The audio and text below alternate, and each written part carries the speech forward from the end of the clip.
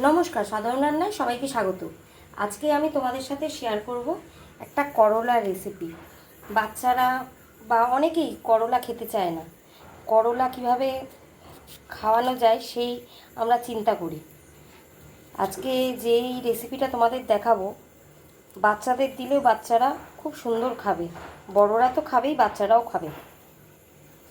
আমি প্রথমে করলাটাকে কেটে নিয়েছি, দু টুকরো করে নিয়েছি। করে নিয়ে ভেতর থেকে আমি এই পুরটাকে বের করে নেব। করলার যে দানাগুলো বের করে নিয়ে এই যে এরমভাবে করে নেব। প্রথমে তোমরা প্রথম থেকে শেষ অবধি পুরো ভিডিওটা দেখো, স্কিপ করে চলে যেও না, তাহলে জানতে পারবে না। আমি সব কটা দানা ছাড়িয়ে নিয়েছি। এরমভাবে একটুখানি আমি গ্যাসে জল বসিয়ে একটুখানি ভাপিয়ে নেব, হালকাভাবে ভাপিয়ে নেব। আমি করলাটা ভাপিয়ে নিয়েছি, এরমভাবে ভাপিয়ে নিয়েছি, বেশি সিদ্ধ করিনি, হালকাভাবে ভাপিয়ে নিয়েছি।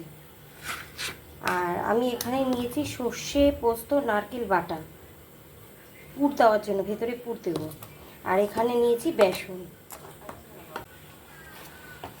আমি বেসনটার মধ্যে অল্প একটুখানি ঝাল লাগার জন্য, একটুখানি ঝাল হওয়ার জন্য আর কি, লঙ্কার গুঁড়ো, অল্প একটু হলুদের গুঁড়ো, আর স্বাদ মতন নুন মিশিয়ে নেব। ব্যাটারটাকে ভালো করে ফেটিয়ে নেব।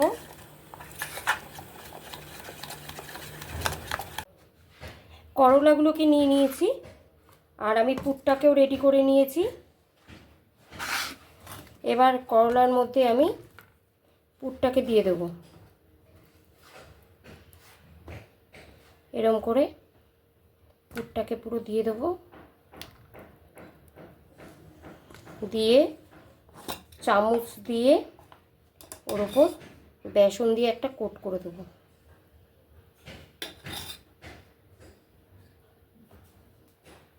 এরমভাবে বেসন দিয়ে একটা কোট করে দেবো।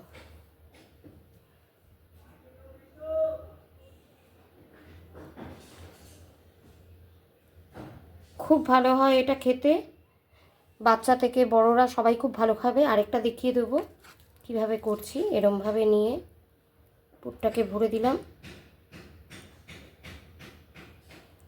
এটা বাড়িতে বানিয়ে খাবেন, খুব ভালো।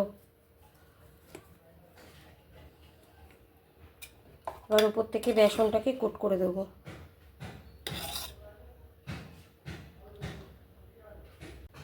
আমি গ্যাসের মধ্যে একটা ফ্রাই প্যান বসিয়ে দিয়েছি, গ্যাসটা জ্বালিয়ে দেবো।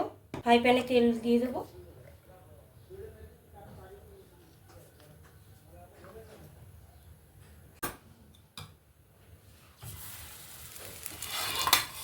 আমি পুরোটার মধ্যেই কোটটা করে নিলাম। আপনারা চাইলে পুরো নাও করতে পারেন, পুরোও করতে পারেন, কারণ অনেকটা বেসন বেঁচে যাচ্ছিল, তাই না আমি পুরোটাই করলাম। পুরোটা করলে আরও বেশি টেস্ট লাগে।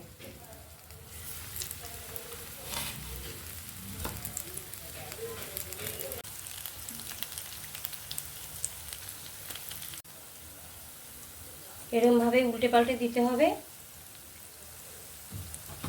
হয়ে গেছে, আমি এবারে এক এক করে নামিয়ে নেব।